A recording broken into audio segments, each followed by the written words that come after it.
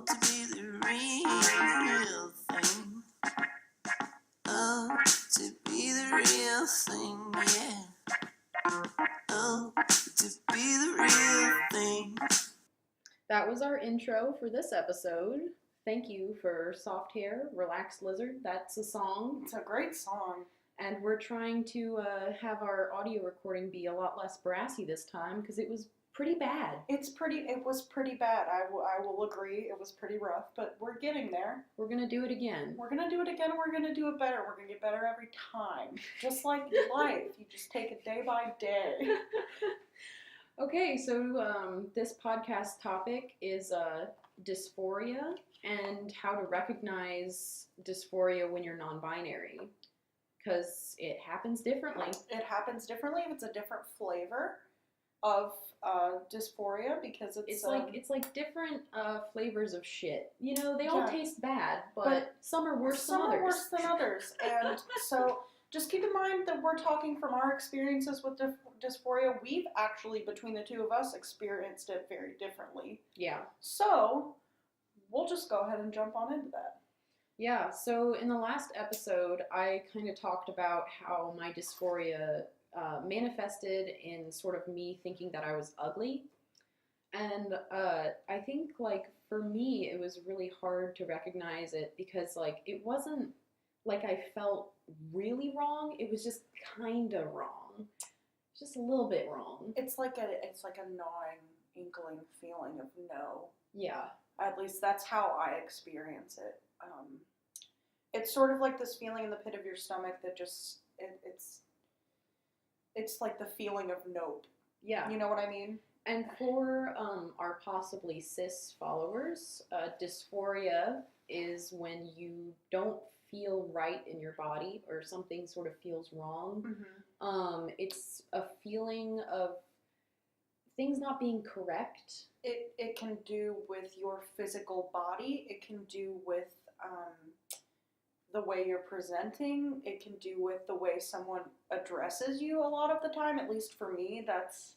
It's sort of like the feeling of you gave yourself a really bad haircut, and now you gotta walk around town looking with like a stupid dupid with a stupid dupid with that haircut. Stupid dupid. For me, I've recently realized that I have a lot of dysphoria surrounding my boobs.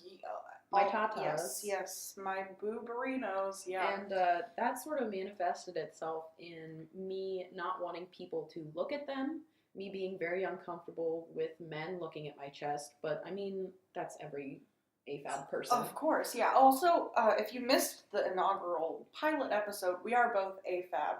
Yes. Which means... assigned female at birth. Yes. We have XX chromosomes to our knowledge. To our knowledge, yes, we have boobs and, you know, vulvas. We have vulvas and boobs, so keep that in mind.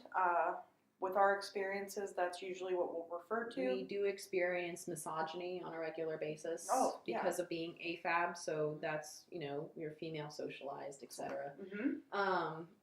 So yeah, like mine really manifested itself in just being like uncomfortable with my boobs being bigger or having cleavage. I never wanted to have cleavage.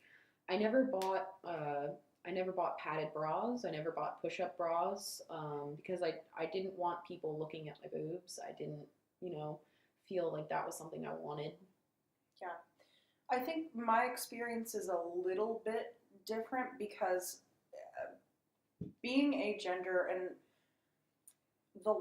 I never really gendered my own body parts. Mm-hmm. Even though I was socialized female and assigned female at birth, I never really looked at my boobs and said, oh yeah, girl boobies. You know what I mean? They were just kind of a part of my body.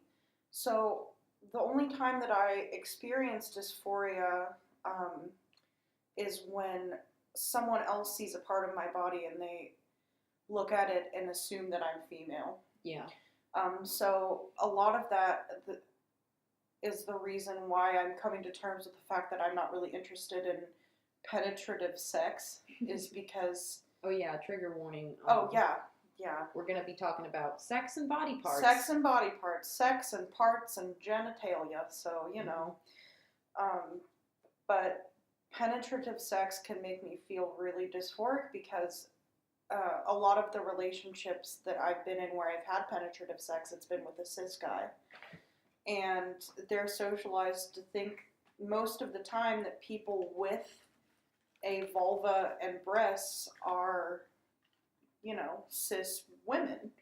So it's sort of a difficult... Are you trying to kill that bug right now? I'm trying to catch it. There's a lightning bug in here. It's alright. I got it. It's trapped now. I got it in my cigarette pack. It's living in a cigarette pack now. Alright, there you go, It's buddy. its house.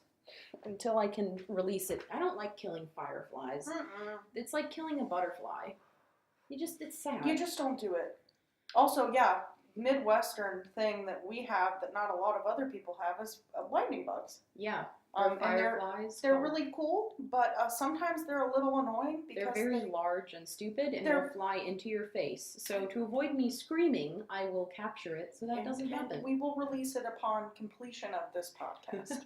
So, but yeah, I've only ever been in one relationship, and that was fairly recently. I lost my virginity at the ripe old age of 19 because I don't know, I didn't really understand, feeling extremely compelled to get a boyfriend or whatever.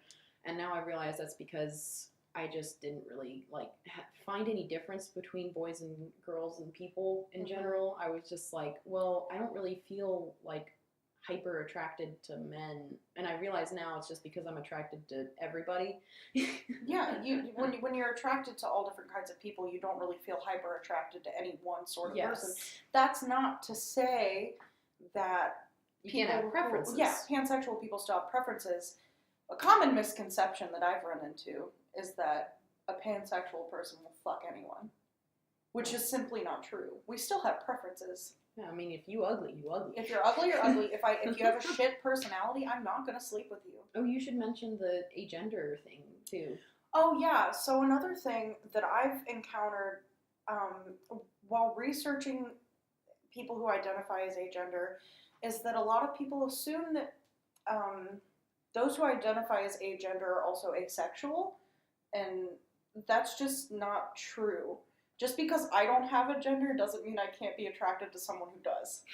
It's just kind of weird that people assume that goes hand in hand, which I kind of get, because you're agender, you must be asexual, but it's just not true. Yeah. So please don't assume that if someone tells you, oh, I'm agender, they aren't a sexual human being, or they don't like to have sexual experiences, because that's just not true.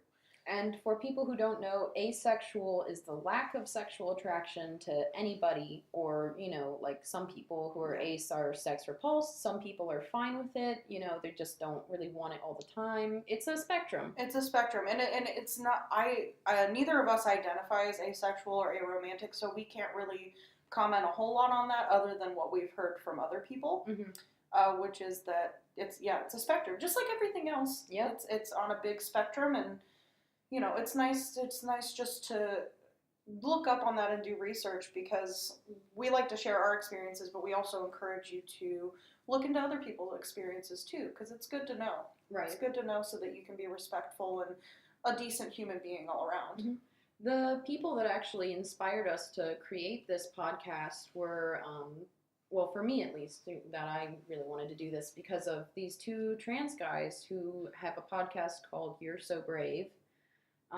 It's on YouTube. They're really great. They talk about a really great spectrum of issues, and we were like, hey, how about we talk about our experience, join the conversation.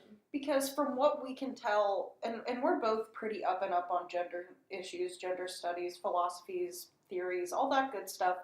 And we really haven't heard a lot from the non-binary community. Nope. So we're sort of putting our voices out there at the risk of having people, for lack of a better term, shit on us. Because that's bound to happen. It is. There are always hateful people. Yep. Did it come out? No, I have to go get my coffee. Oh, yeah, go get your coffee. We can edit that out. But yeah, for me, it's really hard to identify the feeling of dysphoria to other people, So it's really hard when you're trying to look and see if you have dysphoria to identify it, because everyone's experiences are so unique and the things that make them uncomfortable are so personal that you're like, why does this make me feel bad? And then you're like, oh, dysphoria. So like if you're just, if you just like feel really bad about something that happens to you, or something that makes you super uncomfortable, and you can't quite pinpoint your finger on why, look into seeing if it's because of your gender, and if you're feeling uncomfortable because of your gender or your presentation or something that happens, with your genitals or your body parts, it's probably dysphoria. Mm-hmm. Because it's very hard to like use specific language to describe dysphoria. It's very vague. It's very vague, and it's very individual. I think it differs from person to person. Talking to other, non-binary people and even trans people who experience dysphoria on, I would argue, a greater level. A whole different level. A whole different level. It's a different type. Yes. But the feeling is genuinely, it's broadly spoken, it's a feeling of discomfort. It can often be confusing if you can't identify it. It can affect other issues that you might have. Like it might increase your anxiety. If you have anxiety, it might, do different things. I think that I'm real close to developing an eating disorder because of my dysphoria, because, growing curvy parts is scary to me. So, sometimes I, try and not gain weight because of that. And I think it can affect a bunch of different people in different ways. Like when having sex, it's really hard for me to actually look at what's happening, Yes, yeah. If I'm having sex with a man, which is the only experience I've had so far, just let you know. I'm trying to find a girl to date, but that's so hard. It's hard, especially, you got to keep in mind, you guys, the area where we're in, there's not a large LGBTQ community. We've got one gay bar in our entire city. So it's the only the only gay bar. But I think hey, are you going down to the gay bar? It's literally the gay bar. There's only one gay bar in the whole fucking city. So back to what you were saying about other issues being affected by dysphoria. I have OCD. I was diagnosed with OCD at the age of 6. I was very young. I'm currently not medicated, partially because I can't afford it. Also because medication has adversely affected me in the past. So I'm trying to deal with it on my own. I would not suggest that, but it's a personal choice that I've made. If you are on medication, there's nothing wrong with that. I was on SSRIs for the greater part of my life, the majority of my life, I would say. But that being said, a big part of my OCD, which is again a spectrum and very individual for the person, is intrusive thoughts. So if I get really focused in on the fact that when people look at me and see my breasts, they see a woman, I can obsess on that to the point where it just makes me sick. So dysphoria will affect you differently if you're not neurotypical. And that's something important to remember also. Yeah. Neurotypical just means that you don't have any mental, issues at all. I'm pretty neurotypical. Yeah. I wasn't in the past. I had some paranoia issues that were resolved by puberty, which is normal for paranoia. It gets worse when you're a teenager. It gets better when you grow out of it. But there's all sorts of things that can compound it, make it worse, make it better. Presenting is one thing that will make it better. Presenting is when you just sort of dress and act the way that you want people to perceive you. You want people to perceive you. So, if you're presenting as male, you're acting more masculine, wearing more masculine clothing. And not all people present as what their gender is, and that's okay. Yeah. But if you have issues with people misgendering you and you feel bad about the way you look and want to change it, there are simple things you can do. Like, I know for me, one thing that I do to make me look more androgynous is I cut my hair. Hair is such a huge part of presenting. You don't think it is, and then you cut your hair and you're like, wow. Yeah, I cut my hair for the first time probably when I was 17. And I'd gotten haircuts in the past, but I still had longer shoulder length hair, and then I got a pixie cut. And I was like, whoa, this makes me look so much more like how I think I want to look. And after that, I experimented with things. I sort of let it grow out, but then I shaved the back and the sides and had a weird little poof on top, and I liked that. But then I was like, I wonder what I would look like if I shaved my head. So I shaved my head, and I was like, oh, this is dope. It looked so good, you guys. It looked so good. It was amazing. And now my hair's growing back a little bit, but I'm to the point where I'm ready to cut it again. Just because it makes me feel more like me. Yeah. And it makes other people see me how I see myself. And like, if you're in a situation where it's like, it's hard for you to have completely short hair, or like going from really long hair to short hair is like a problem, I shaved the sides of my head, which means that I can let my hair down and I can part it in the middle and I can look like I have long hair. And so if I need to go into a professional setting where they aren't really friendly towards that sort of stuff, I can, present more feminine, present, more cis. Or like, if I'm feeling, more masculine, I can tie up my hair, which shows my sides and keep, like, it looks like a man bun. It looks like a fratty man bun, but Well, you do what you do, and if it makes you feel comfortable, that's great. And I love your hair. I think it's awesome. If you are in a situation, a big contender for me, getting more into my background, I had a very emotionally abusive parent, and I did not feel comfortable cutting my hair until I moved out, because I knew that there would be comments made about it. Yes. So what I ended up doing was constantly wearing my hair up, because that made me feel better. So if you're in a situation where you aren't necessarily able to cut all your hair off for that reason, or maybe you're afraid you might get made fun of at school, if you are in an abusive relationship, anything like that, which I understand because I've been in that situation. Number one, top priority is your safety.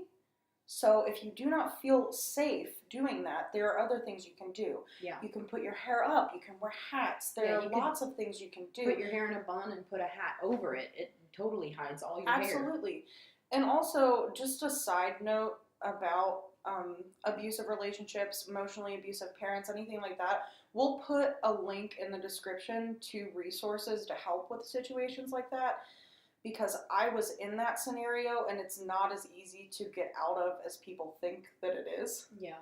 It's very hard. So if you are in that scenario, we will link in the description helplines, tips, things you can do to get yourself in a safer place, because that's your priority number one.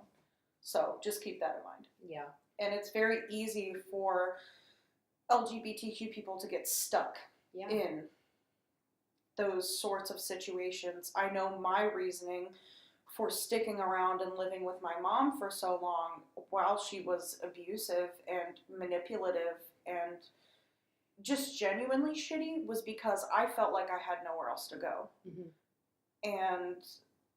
But there are ways around that. There are places you can go. There are safe places you can go, and I just want everyone to know that, because I didn't know that. I didn't know that there was a way out, or a way to confront her that wouldn't put me in harm's way. You know what I mean? Yeah. So I think that that's an important thing to mention. We will. Yeah, we'll do that. And like, if you don't feel like comfortable cutting your hair, like if it's, kind of a tricky thing for you to do, because it was for me. It is for a lot of people. It's a big leap, especially Absolutely. with how long my hair is and was. I got drunk and Cori cut my hair drunk, so we were both drunk. It was a digital effort. Yeah. But it turned out for the better. It worked, because sometimes you just need a little bit of a push. Sometimes you need a little bit of help. So like, here's your push. Go and cut your hair. Do it. Do it. You'll look great. It'll I'm sure you'll look great. You will feel really confident. You if will. that's something you've been struggling with, you're like, oh, well, I don't know. I kind of like it how it is, you know? And, like, I like having long hair, so I just cut the sides. Yeah. Because I was thinking about shaving the whole thing, and I was like, I don't know about that. It was, like, making me really, like, antsy. Because, like, I do like having long hair. I like having options. So if you like having options, just cutting your sides is a great way. It looks great. It's a good option. Looks great. Mhm. Rocking it. I did that for a really long time in high school. I shaved both sides, and I was loving it. But even though people told me I looked like Skrillex, because I'm 22, so that was back in the heyday of dubstep, and I got a lot of comments that I looked like Skrillex, and I was just like, day. back in my day, Skrillex was the new fad. Oh my god. But Shout out to you, Skrillex. Shout out You do Skrillex. you. You get shit on a lot, but like honestly, you do you. what a look. What an a look. icon. What an icon, what a look. Good for you, Skrillex. Yeah, go Sonny Moore, you got it. Go Skrillex. That's our message for you today. Go Skrillex. Go Skrillex. Go listen to a Skrillex Yeah. song. Leave a nice comment on a Skrillex video. I do want to have a little bit of a warning for people who are AFAB, who are thinking about cutting their hair. It does make you look a little bit more obviously queer. That's the truth. That's the truth. It makes you look a little bit more gay. Yeah, and I mean, as shitty as that is, the thing that we all have to keep in mind is that there are societal constructs in place. They don't make sense and they're terrible, but you can't ignore them. Yep. So if you do choose to shave your head like I did, be prepared for the following questions. Are you sick? Did you lose a bet? And no. also another one that I got, which didn't make me feel bad, but it might make you feel bad, is what are you? I'm an alien. That's what I was just like, pardon? Pardon me? Like, what the fuck? What am I? Like, I just wanted to be like a figment of your imagination and do like a smoke bomb and walk away. I'm a fairy godmother. I'm a fairy god person. Fairy god parent. Yeah, a fairly odd parent. Fairly odd parent. Yeah. That's what I am. Mm-hmm. That's me. That's me. That's hi. Hello. Hi. But And, yeah. Yeah, we were also going to talk about, what were we going to talk about? Dude, we had that idea. What was it, presentation? Presentation. Yeah. So we kind of already got into that with hair, which is a big contender for a lot of people, and for those who are AMAB, Mm-hmm. if you're thinking about growing your hair out, that's another thing. That's a whole other thing. Long hair is becoming more androgynous for It is. AMAB people in It general. is. Like, you know, it can be, you know, something that people won't even think twice about now, which I think is so great. It is. And like, there are different things you can do to, like, you know, like different clothing choices that can make you feel a bit better. Like, Let's talk about our everyday outfits. okay. I do a lot of thrift shopping, so the main things that I like to do is go to the men's button-up section and get some men's shirts that are like large, extra large, and like then I'll just wear, you know, like I have these really old jeans that are kind of stretched out, so they like look a little bit more like dude jeans.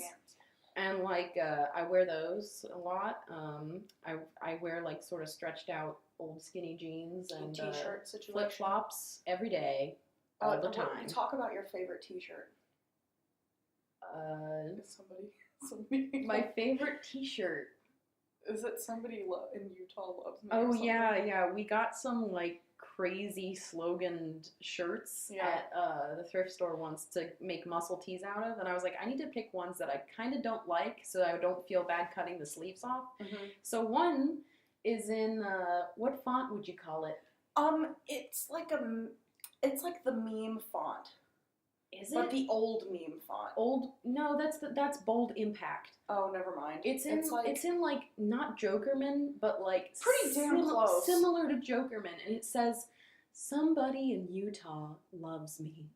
It's like a baby. If like Comic Sans and Jokerman had a baby, it would be this font. It's a great shirt. Yeah, and it just doesn't have a little heart on it. And then the other one I got was what was it? I'd rather be in Las Vegas with 2 penguins on the beach. Yeah. no correlation to penguins in Las Vegas. No, I don't think Or the there's beach. penguins in Vegas. There's not actually. a beach in Vegas. No, there's a desert. And it's tan. It's tan. It's like the most putrid tan. It's such a weird color. It is. It's like fucking the color of like cigarette juice. Cigarette juice. Good news, cigarette juice. That's a reference to Tim and Eric, by the way, which is a great fucking show. Tim and Eric is one of my favorite shows of all time. If you have not seen the clusterfuck that is Tim and Eric, please check it out. They do use a lot of vomit humor. So if you don't like throw up, don't watch it. Emetophobia, TW. Yeah, I actually don't like throwing up a lot, but that's fine. It doesn't creep me out when other people do it. I just don't want to do it. Yeah. So, my wardrobe is a little bit more broad. Mm-hmm. On any given day, I wear a pair of like high-waisted dad pants, Get them dad a t-shirt, and either Adidas slides or Vans and like a ball cap. But if I'm feeling extra feisty, I do have some real great dresses, and I do wear a lot of platforms. Yeah. Because for me, I've never seen clothes as gendered, and the only time I really dress super masculine is if I really want to look androgynous that Yeah. day. Because as fucked up as it is, masculinity is more androgynous than femininity. That's what we were going to talk about. Yeah. The Androgyny. Sort of androgyny, which is a doozy. It's stupid. It's a doozy, and it's stupid. It's The whole idea of presenting as non-binary is stupid. It's stupid. The fact that people have to try and do that is stupid, because you can be non-binary no matter what you wear and what you look like. the truth is, I can be AFAB and wear dresses every day, and I'm still agender. You can be non-binary, AFAB, wear dresses and makeup and have long hair and be like the most femme person ever, and you're still non-binary. Congrats. Yeah. Presentation, while it might make you more comfortable, and you know, if it works, it works, and it makes you feel more comfortable, great. And it might help you be perceived as some way, Mm-hmm. but you shouldn't be presenting to be perceived a way. You should be presenting to feel comfortable with who you are. To feel like yourself. Yeah, don't let people who are dumb and stupid affect you and like make you feel like you have to dress a certain way. Because you can be gender non-conforming and non-binary. Yep. I am. Yep. Yeah. Yeah. Some days I kill it in a full face of makeup, Mm-hmm.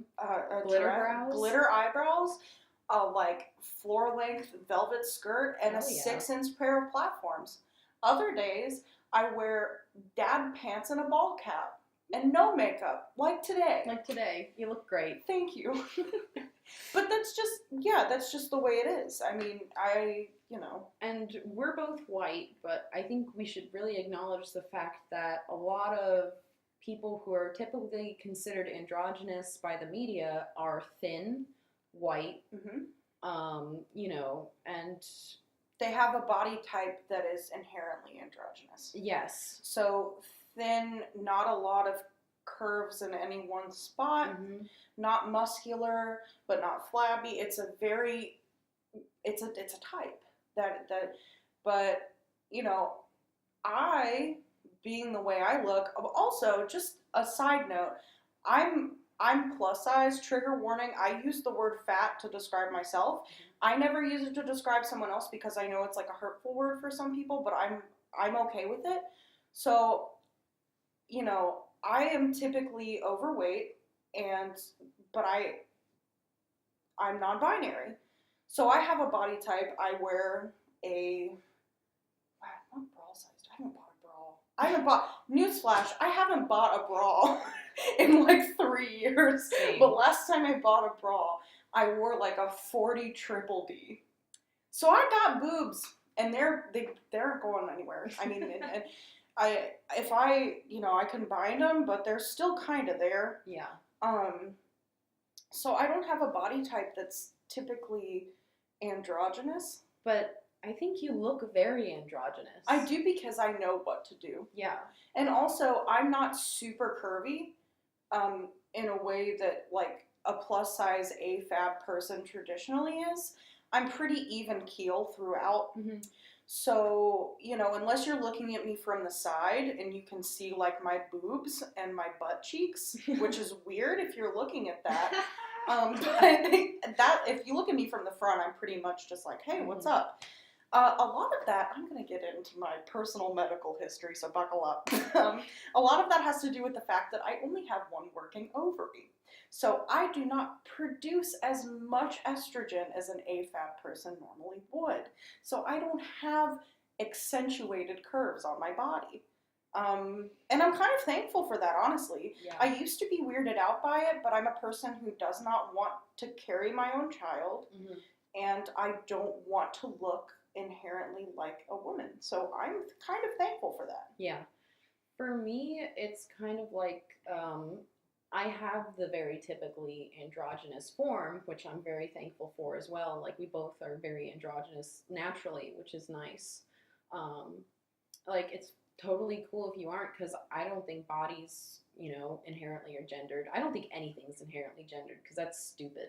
No, nothing is. I mean, there are, you know, you got chromosomes, but that's about it. About it. And those aren't gendered. Those are sex chromosomes. Don't get it twisted. Cis friends, hi. Listen up, because I'm pretty sure if you're non-binary or trans, you already know that body parts aren't gendered. But if you're cis... We got out.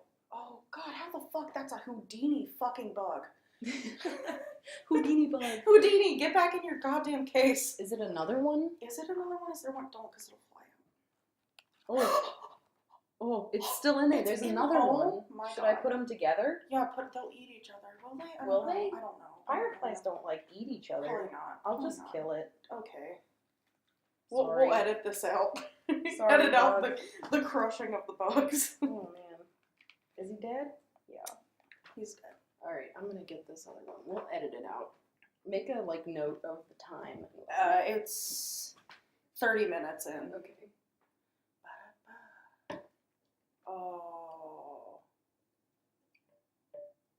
Oh, it left like a glow stain. Yeah, they do that. Oh, that sucks. Okay. But back to business. Back to business also. So yeah, if you're a cis person, I'm here to tell you that genitals and sex parts are just that. They're sex parts. They're not gender parts. Yeah. So if someone has giant boobs and a vulva, it doesn't mean they're a woman. Nope. And if someone has a penis, it doesn't mean they're a man. No. No. So don't get it twisted, cis friends. Don't do it. It's not cool. It makes you look lame. Trust. Nope. But yeah, to give you an idea of how scrawny I am, I'm 5'10" and 130 pounds, which makes me a scarecrow. I am 5'8" and I weigh 275 pounds, and I can bench press 250. Cori can bench press your dad. I can bench press your dad, friends. Hi. I'm very strong. People can't tell because I'm chubby, but I will beat you up. I'm not afraid. Cori's my bodyguard. I am. It's basically what I do. I played Fun fact, I played basketball up until like 10th grade, and my nickname was the Human Meat Shield. Oh, so, that's so awful. It is, but like I was cool with it because Yeah. I just mowed people down at the time. It was really funny. Speaking of shitty school experiences, there were always teachers who would tell me like weird shit about my body for no reason. That's creepy as fuck. Like, I had this one after school care teacher who legitimately said to me, "Wow, I've never seen a girl with broad shoulders broader than her hips." Gross. How old were you? I was in 5th or 6th grade. That's pretty much the creepiest thing I've ever heard. And this lady was like 60 years old. Ew. And I'm just like, what? Calm down, Grandma. Jesus. Also, you've never seen that? That's so common. That's literally so. My shoulders are broader than my hips. Most people's are. That's fucking weird. It's so weird. And to say that when I was in like 5th or 6th grade, when I haven't even developed hips yet, weird. You know? Like, people always found weird things to comment about me. Like, I had this one French teacher who legitimately one day pulled me aside and said, "Hey, you look pale and sad. Are you okay?" Oh my god, same. the actual words spoken to me. You look pale and sad. Oh my god. Are you okay? And I mean, was I just know I like, look pale and sad, but like, don't tell me that. God. I know. Don't I was remind just me of like- how pale and sad I am. I should just have a shirt that just says pale and sad, because that's me. Yeah, I mean, same. Yeah. I was just like, the reason I look sad is because I hate you, and I don't like this class. And I want to leave. And the reason that I'm pale is because I have no friends, and I stay inside all the time, and I also am Irish, so yeah.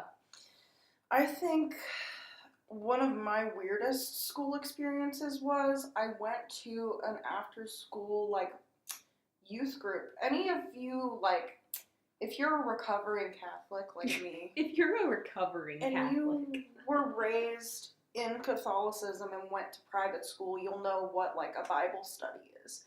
So I went to a youth group or Bible study or whatever one night, and I was, like, in 7th grade, and we had to watch an entire video about how gay people should repent and, like, be, like, converted. Oh, yeah. And I, like, remember crying and walking home. Not because I wanted to confront my own sexual identity, but because I felt bad for everyone who, like, has gotten fucked over by that. Yeah. Because I was still too afraid to admit who I really was, but I just remember, like, being so sad. Yeah. And, like, that just fucked me up. And that was the point where I was like, okay, this is fucking lame. I don't want to do this anymore. And I think a lot of people who aren't cis and aren't straight will look back on their past and on their childhood and realize things that they thought were normal or, you know, just everybody felt like, and be like, wow, I was really gay or really not cis, you know? Or, like, because I always wanted to be a robot Right. when I was a kid. And I realize now it's because robots Don't have genders. don't have genders. Really, I mean, humans can gender them, but the robot doesn't understand. Like, it doesn't understand the concept of gender. But if you get a robot, they wouldn't care. They'd just be like, fuck me up, I'm a robot. Fuck off. Like, The way we met was so great. oh, let's tell that story. It's heartwarming. Okay, so we have a friend named Sally, like we told you in the other podcast, and Sally has a friend named Mary. Is that too close? That's her real name. Oh shit. We'll say, Macy. Okay, so Sally has a friend named Macy, and we were at Macy's house, and we met. We were out on the porch, Chain smoking. chain smoking, both a little bit drunk. No, more than a little bit drunk. We were crossfaded. We were For all of you kiddos who do not know what crossfaded is, it's when you smoked the devil's lettuce and drank the devil's drink, and you turn into a devil. You turn into a little devil, and you're just like not here for anything, but also here for everything. Yes, you sort of see, you know, that like that Windows background where it's just like the stars going past. That's what you see. That's what you feel like. I wouldn't recommend it if you're under the age of 21. Yeah. We do not promote. Okay. We do not promote. We don't promote underage underage drinking. But don't. if you're 18 and you live in an area where marijuana is legal, partake. It's a great activity. It's cool. It's fun. But yeah, so we were both crossed. We were out on this balcony. It was freezing. It was cold, right? It was cold as shit. It was like 20 degrees outside, y'all. It was like February. Yeah. So we were out there, and I can't remember how we got onto it. I just know that we were like sitting next to each other and we were like sharing cigarettes and talking. You were talking about how, I can't even remember honestly. I don't know how we got onto it, but we both agreed that we would rather just be smooth, like a Ken doll. Yeah, Just we smooth. decided we'd rather be smooth like a Ken doll. Than have any sort of Have any genital parts. organs.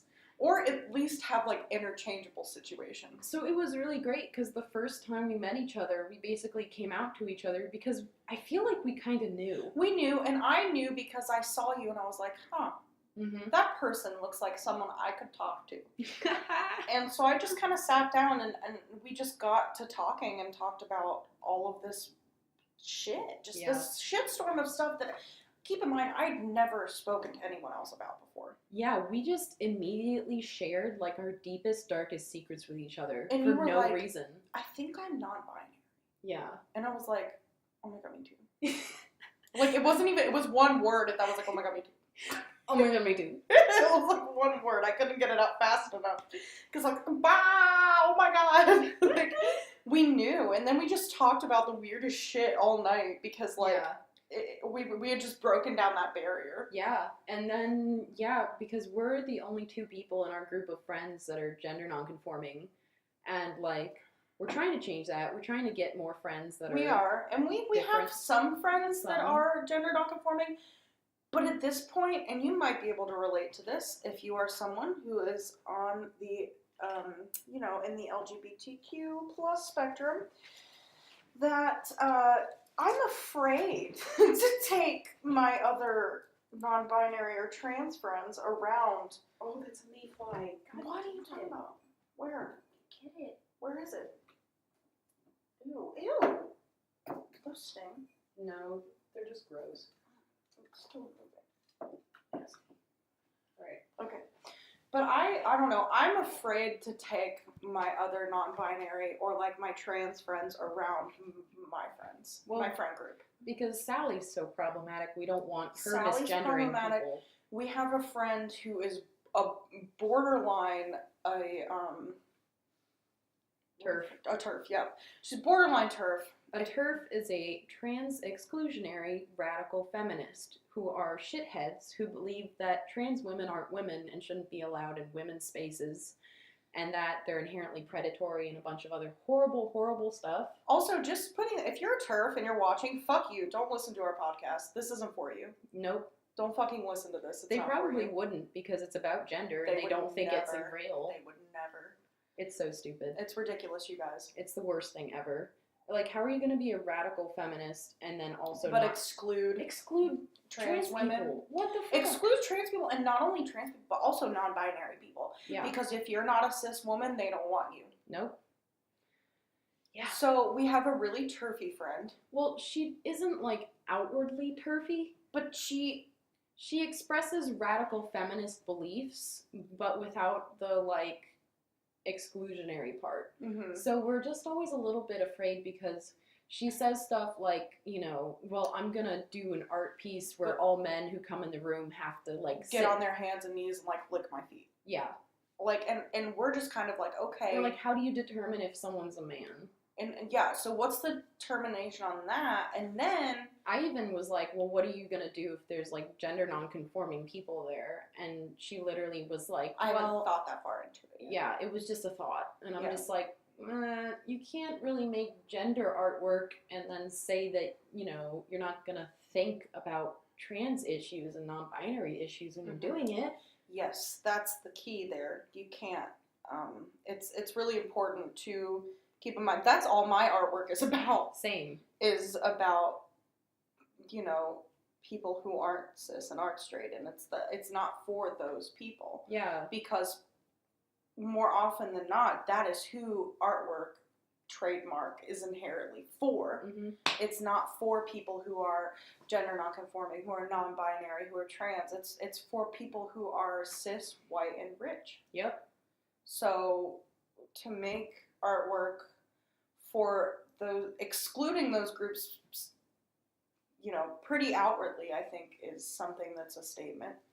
And, like, for me, my art's sort of like giving those people who are, like, non-binary, gender non-conforming, and trans, like, something to be, like, lighthearted and laugh with and, like, relate to. Like, a lot of my art is, like, you know, sort of genderless figures just, like, making stupid faces and, like, in weird poses. Like, there's one that's picking its nose, you know? Yeah.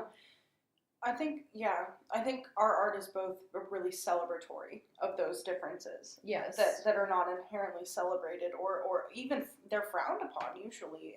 And so I do a lot of figurative work, and in figurative work there is a type of figure that is portrayed. The figure is white, the figure is thin, the figure is female, and it's made for the male gaze. Which is a whole nother talk. We'll do a whole talk about the male gaze. And we can do like an art one. We should. We'll do an art podcast. Stay tuned for the art podcast. I don't know. But yeah, so back to the original topic. I'm afraid to take my other friends who are like me around our friend group. Yeah. Because they say a lot of problematic things. They say things that might not inherently are meant to be offensive, but they are. Mm-hmm. And intent doesn't really matter when you say something that hurts someone or attacks them on a level as intimate as their identity.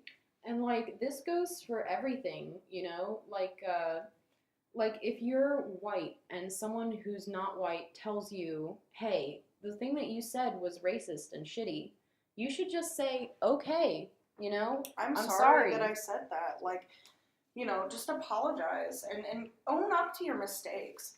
Don't be one of those people that argues with somebody when they tell you something hurts their feelings. That's the worst kind of person. I think there was a line, I can't remember what it was from, but it was, you don't get to decide when you hurt somebody. No. Do you want one? Yeah, we're just trying to smoke. And I'm sorry, we're trash people. We're trying to smoke cigarettes. Oh man, yeah, we're don't smoke, kids. Don't smoke, kids. It's bad for you, but we do it because existential dread and art, and I don't know, it's a look. It's a culture. It's a culture. It is. All of our friends smoke. Yeah. But what was I trying? Oh yeah, like if someone says, "Hey, that's transphobic," or "Hey, that's homophobic," or "Hey, that's racist," or whatever, listen to them. "Hey, that's sexist." It's like when someone says to me, like, "Oh, this is a double-edged sword, in my opinion, because I get this comment a lot. You're very pretty for a fat girl." Oh Jesus. Number one, I'm not a girl. Mm-hmm. You assuming that I'm a girl is very hurtful to me. And it's not okay, especially if you know that I'm agender.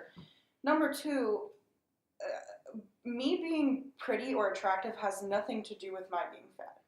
So saying a backhanded compliment like that to someone is just basically a nightmare. Like, you should never say that. You should never tell a trans woman that she's very pretty for a trans woman. That's a terrible thing to say. You should never tell a trans man that he looks very masculine. Oh yeah, I've gotten that comment. You have, and it's cringy as fuck. It's cringy, and if you do that, you're gross. I'm sorry that you're gross. Gender neutral ways to compliment someone. You look nice today. I like your hair. I like your makeup. Your outfit's really cool. You're killing it. You're killing it. You're serving looks. I would avoid beautiful, pretty, handsome. And though handsome used to be gender neutral back in the day. You could call someone a handsome woman. Yeah. Or a handsome man. But I think now it's more masculine. So I would avoid anything pretty, handsome. Cute is gender neutral. Cute's gender neutral, but I would avoid sometimes using it for trans men. Or anyone that's trans masculine, yeah. Because there is a very negative stereotype that trans men are feminine. And, you know, trans men are, like, sort of submissive, and how else would you describe it? Well, that they're not real men. Yeah. Yep. So, avoid that, but I think also it depends person to person. So, like, between us, girl is a gender neutral term when we say, like, oh, girl. Mm-hmm. You know what I mean? Ooh, honey. Ooh, honey. Ooh, honey. Ooh, girl. Ooh, honey. Those are gender neutral terms, but between us. Yes. But between us. So, like, it's a person-to-person basis. And I would be careful about using guys as gender neutral. I'd be careful about using dude as gender neutral, especially, you know, if you've got a trans girlfriend, just ask her if it's okay to call her, you know, dude or guy, because that can be triggering for some people. And even if you don't mean it like that, and even if you're close with the person, if they tell you something makes you uncomfortable, don't say it. Please respect that. Because, you know, they know that you didn't mean it in a bad way, but just saying, you know, oh, okay, I'll try not to use that. I'll try not to use that next time. And it depends on where you are in the world, too. hopefully this will reach people of all location, but we're in the Midwest. So here, guys is a gender neutral term to address a group of people. Yes. So you go to a table at a restaurant and you're with 6 other people and you're all different genders. What's up, fidget spinners? What's up, fidget spinners? That's a joke from a post that went around on Tumblr. Fidget spinner is a gender neutral way to greet your friend. Yeah. How's it going, fidget spinners? But guys here is gender neutral. So you go to a restaurant and you're with 6 different people and you're all of different genders. The waiter will still say, okay, what can I get you guys today? Yes. Or how are you guys doing today? Or follow me guys to your table. You know what I mean? But it's a very area specific thing. Like we call soda here, we call it pop. That's weird. I don't know if I do that. I don't know, I do. I do that accent test and I always get California. California girl. I think it's because both my parents lived in California for a while, so maybe I just picked it up from them. But I don't know, like a lot of people here call You're like a surfer dude. I'm a surfer bro, man. Surfer bro, man. What's up, man? You should get a board. Oh my god. Be a surfer bro. What if I just carried a surfboard with me at all times? At all times, like strapped to your back. Yes. And it's like full size, like it's taller than you are and you can't get through doors. Yeah. It's very inconvenient, but you insist on carrying it everywhere. Yes. And a longboard everywhere. I have a typical accent, though it ranges more towards sometimes when I get if I get angry or drunk, I can sound like I'm from Minnesota, and I don't know why. But that's a thing that happens to me. I use y'all. I use it a lot because where we're from is sort of close, borderline south. It's weird. Let me explain. There's nuggets of Southern culture in where we are. Nuggets is a good way to explain it. Because Dank I nugs. grew up in a very populated city full of all different kinds of people, all different races, all different backgrounds, but there was a nugget of people who just thought that they were like country people. Mm-hmm. But we're not in the country. There's always a few. But there's always a few. They fucking come to high school on a tractor. Or they'll they dip. Or they'll drive a truck and dip and like speak like southernly And they're like, I'm gonna go hunting. And you're like, where? Where? We live in an overpopulated city. Where are you going hunting here? Or like they'll like use the fucking Confederate flag. I'm like, you're not from the South. You're not. You're just racist. You're not from the South, you're racist. And if you are from the South and you do use the Confederate flag, it's not a cultural thing, you're just racist. Yep. Sorry, you're racist. Sorry. So I hate to break it to you, but you're racist. Mm-hmm. Bud is another good gender neutral term. Bud, buddy. Bud, buddy, pal, Pal. friend. Friendo. Friendo is my favorite. I call everyone friendo. Dadarino. I call my dad Dadarino, everybody. Just putting that out there. They also call their dad Boompaw. Boompaw. So my nephew calls my dad Boompaw because that's what he called his grandpa. So, that's another thing. Weird grandparent names are a whole tangent we could go on. I call my grandparents Meemaw and Papaw. I don't call my grandparents this, but my cousin does. My cousins call my grandparents Mar for grandma and Dar for granddad because my cousin couldn't say granddad and grandmom.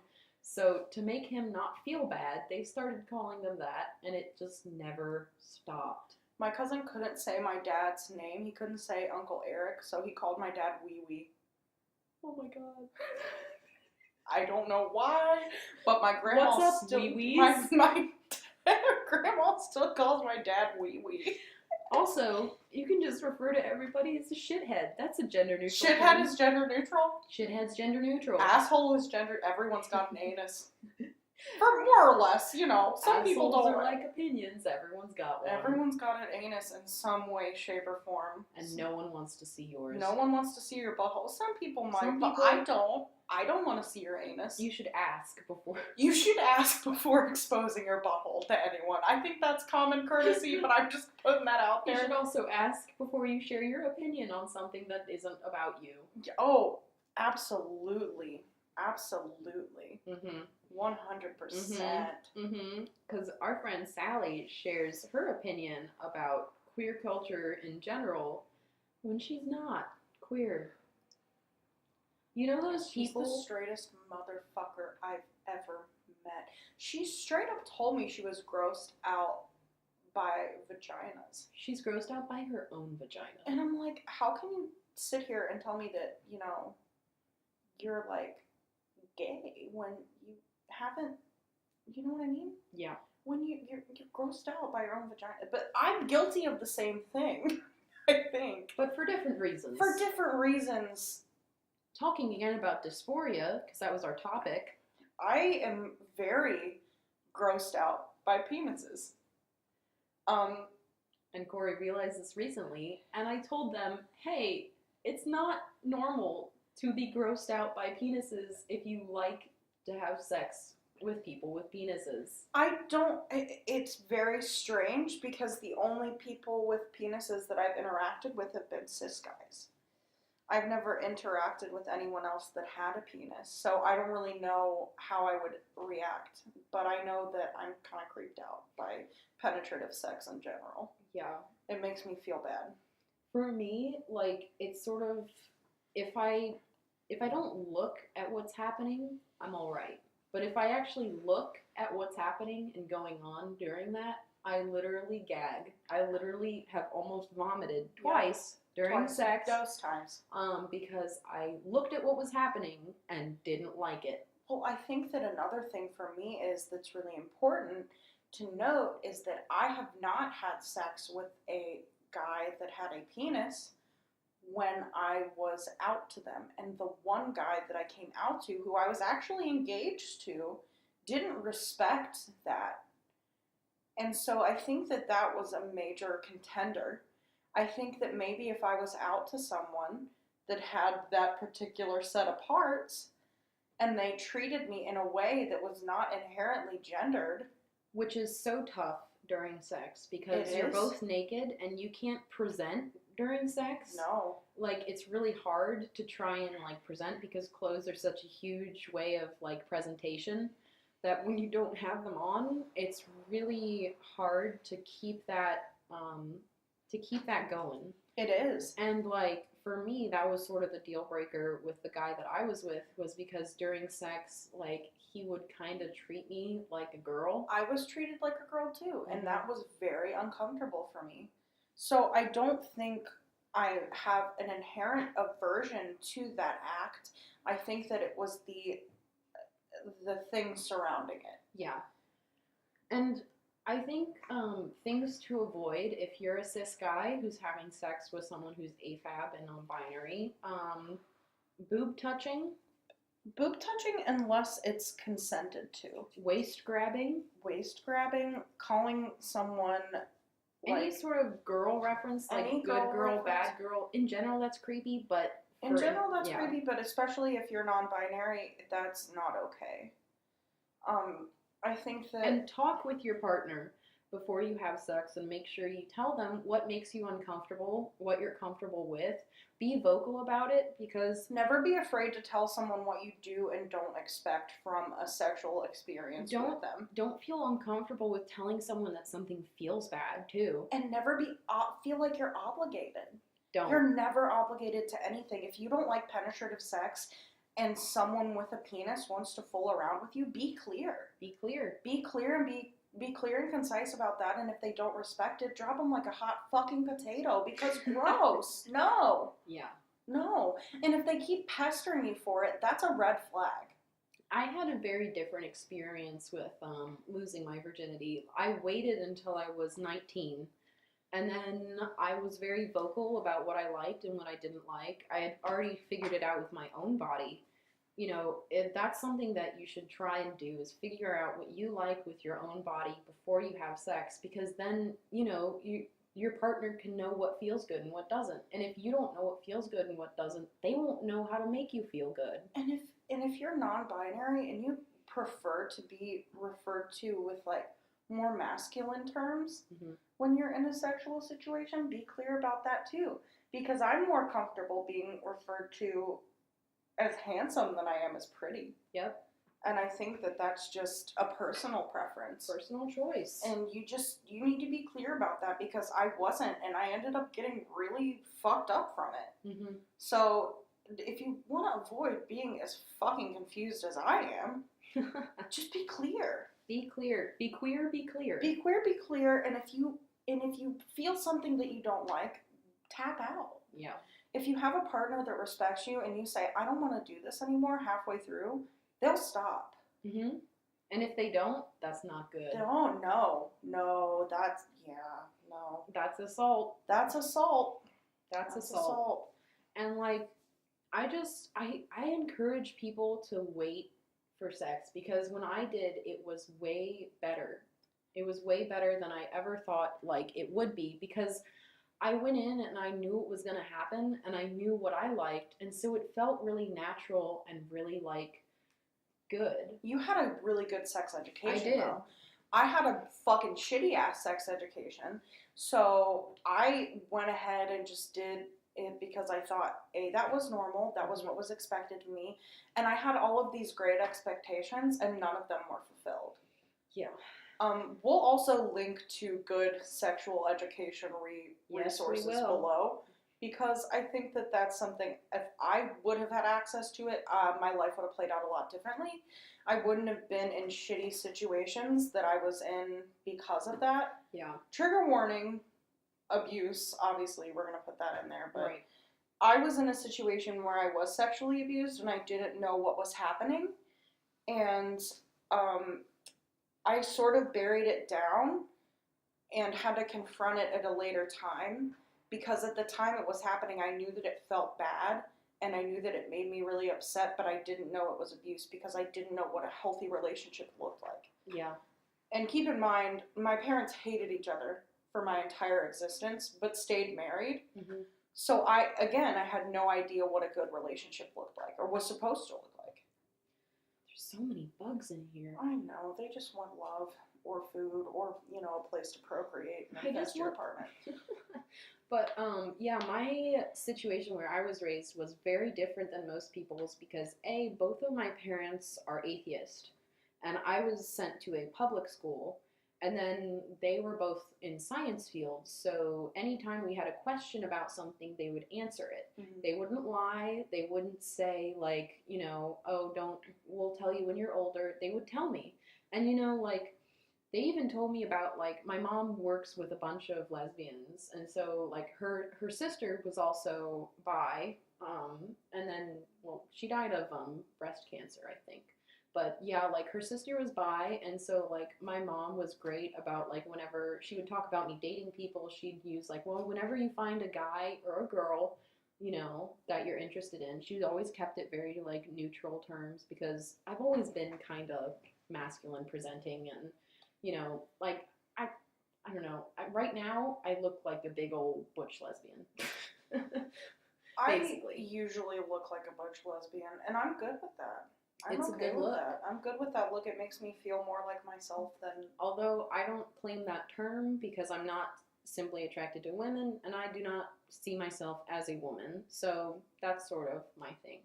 But, I think, yeah, like, the way that I was raised was weird, because, they told me straight up, like, there are gay people out there. And, like, I think my mom said I was, like, 3 or 4, and we saw a gay couple holding hands or something, and she told me what gay people were, and my first question was, well, where do they put it? That was my question. Oh my god.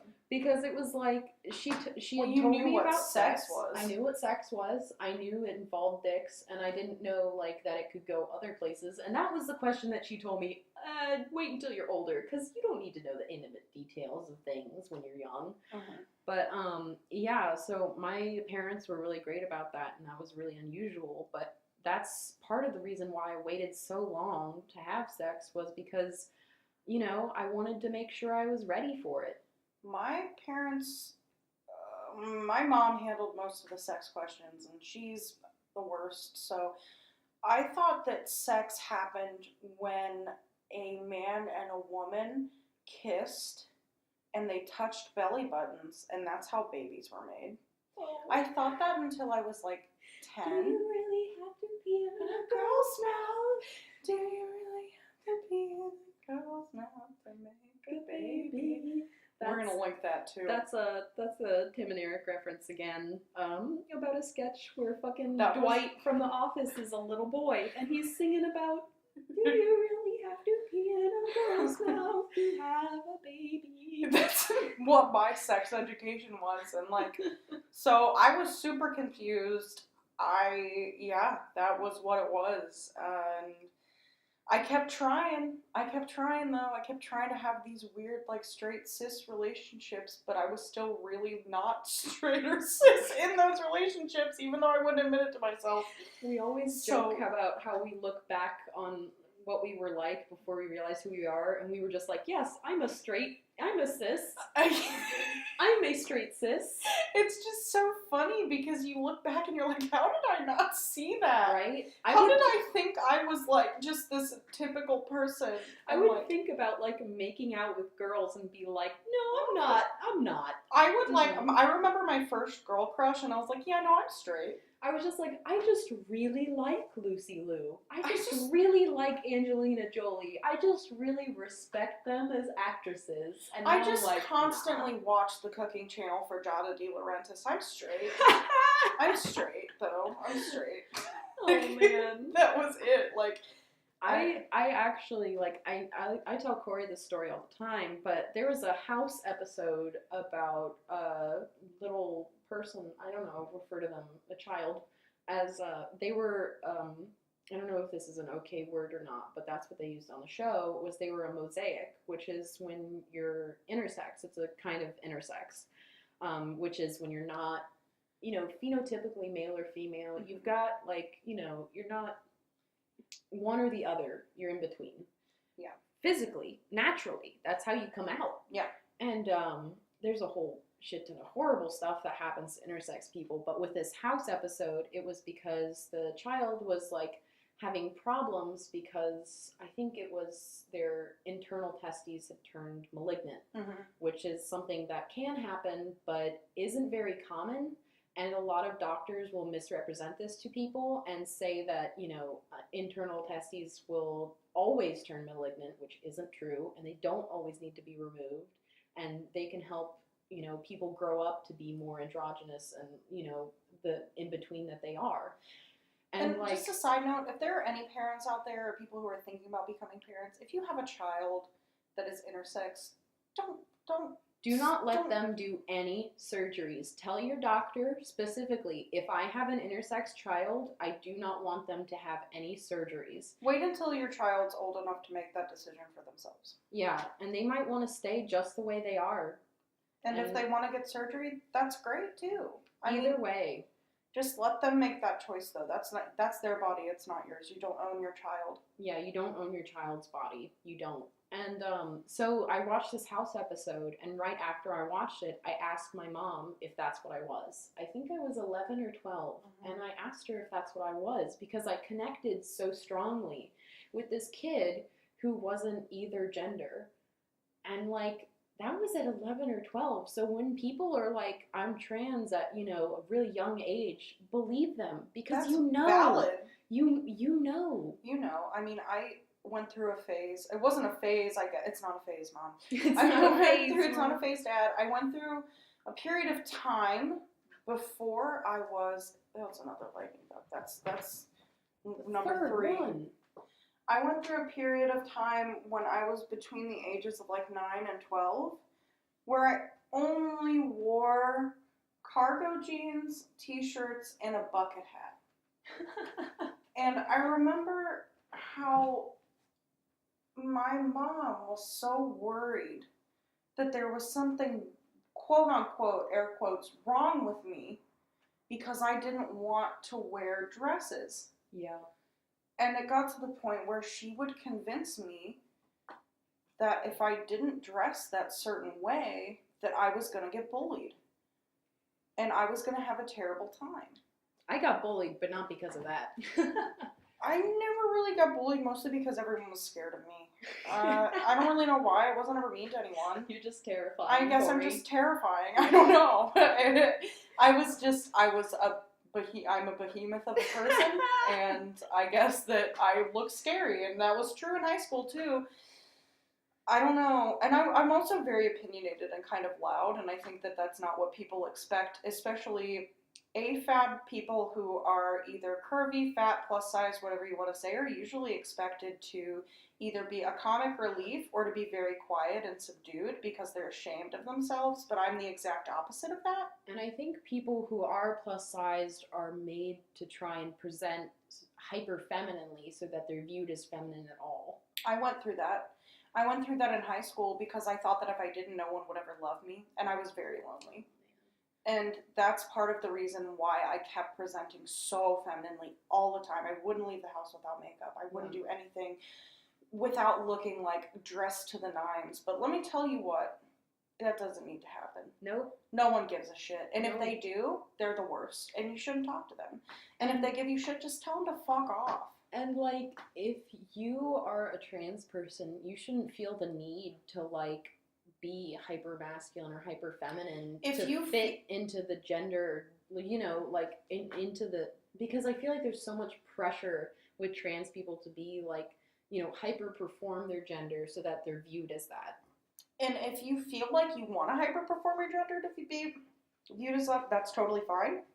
But Totally. don't feel like you have to. Don't ever. It's not necessary. And if you're in between, don't feel like you have to do one thing or another. Don't feel like you have to be, you know, Because hyper at the end- masculine if you're an AFAB non-binary person. Don't feel like you have to be hyper feminine if you're an AMAB non-binary person for people to recognize you as that, because that's such bullshit. Because at the end of the day, you're enough as yourself. You're enough. We're here You're to enough. tell you that you're enough. You're trans enough, you're non-binary enough, you're enough. You're enough. We Like, love you and you're enough. Yeah, you never have to feel that pressure. And if you do feel it, because I know it's real, because I feel it. It's so real. I feel like I have to be androgynous all the time. Mm-hmm. And to be viewed the way I want to be viewed. And to be seen as who I really am. It's hard. It is. It's hard to struggle with that because I'm not a conforming person. I've never been, even when I identified as a girl or a woman, I was still gender non-conforming. Mm-hmm. I think, shout out to all my scene kids out there, or former scene kids, I attached to that movement because of how androgynous everyone was. You couldn't really tell what was happening. If anyone's ever heard of the Black Veil Brides, they all look the same. One of the people in the band is a woman, and I still don't know who it is. I can't tell you.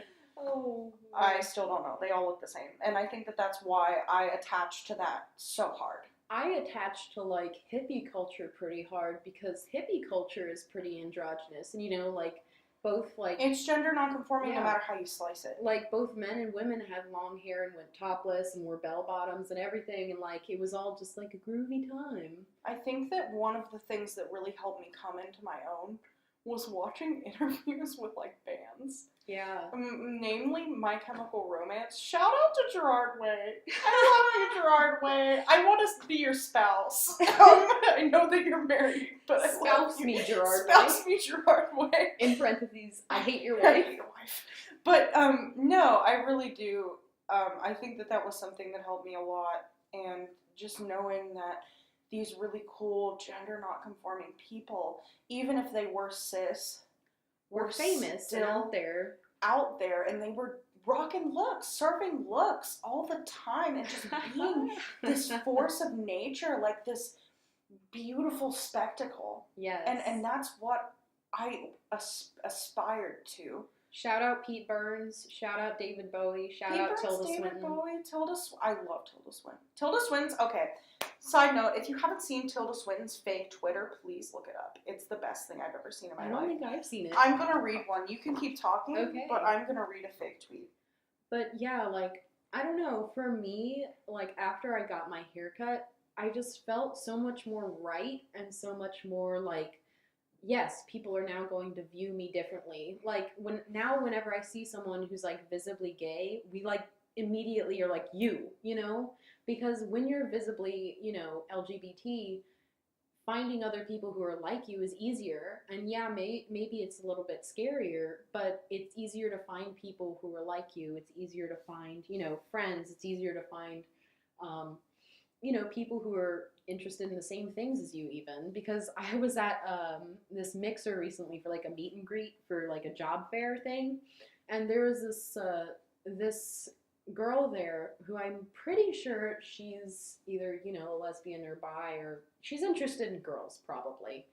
And like I saw her and she like said, "I like your shirt." And I was like, "Thanks. I like your glasses." And then after that we just talked the entire time.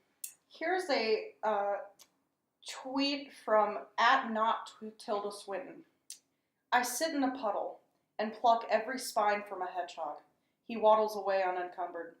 The year is 1783. I have created the guinea pig. Another good one is... What? My stomach whines with hunger as I sit by the pond. A carp jumps out and impales itself on a stick in front of me. Namaste, I whisper.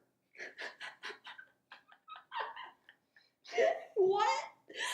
Oh my god. I greet the moon. My wings emerge from my back. I soar to the top of my keep. I am untouchable. A griffin lands next to me. That's French. Such a mood. Such a mood. My favorite big mood. Tilda Swinton's a big mood. I love Tilda Swinton. They're amazing. I love Tilda Swinton.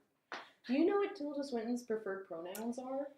I know. I'm not looking up. Do they have preferred pronouns? I don't know. I usually use they as when like you don't know. Default. Yeah.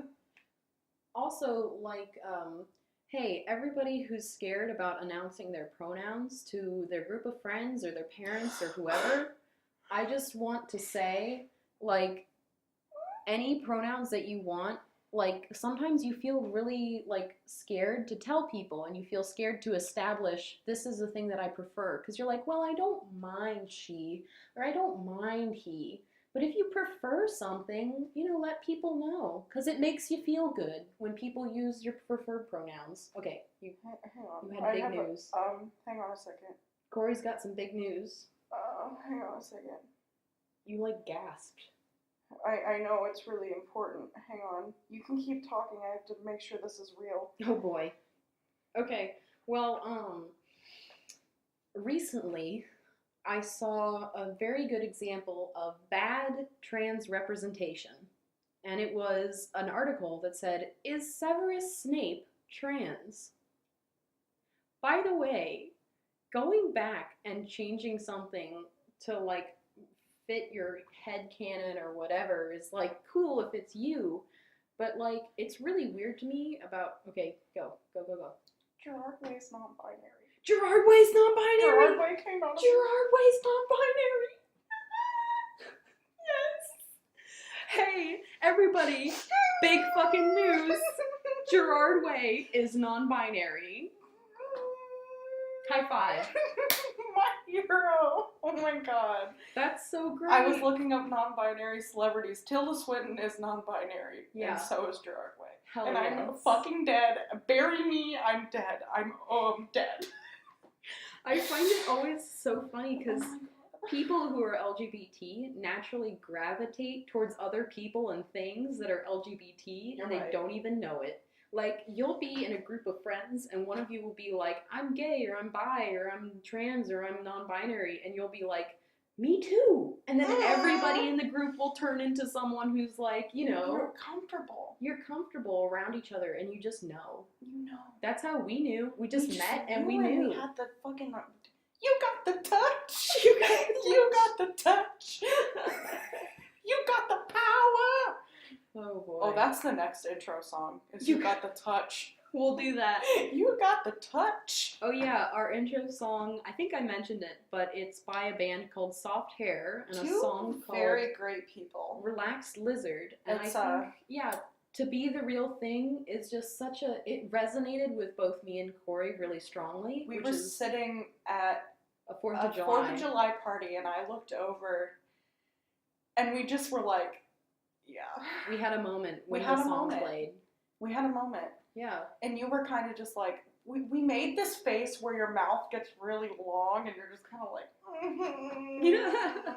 It's like a tense smile. A tense smile that is like, just, and like, we got it. we got it. Yeah, it's sort of like when your heart aches a little bit and you just... You resonate with something so much and it's just like so real for you. Yeah. And you're just like, holy fuck. Holy So shit. I think that's a good note to end on. We'll Yeah. play our intro, outro, whatever, to be the real thing. So here's that. Oh, to be the real thing. And to be the real